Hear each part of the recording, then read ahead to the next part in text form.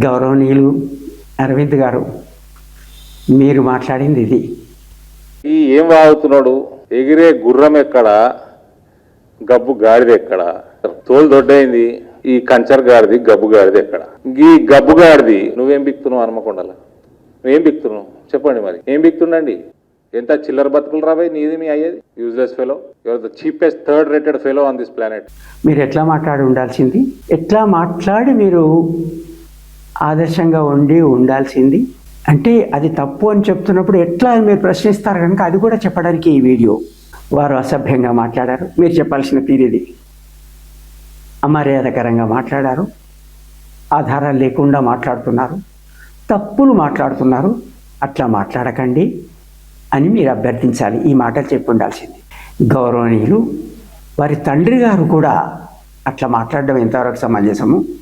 ప్రజలు హర్షిస్తారా, ఆమోదిస్తారా అని మీరు నిలదీయాల్సింది.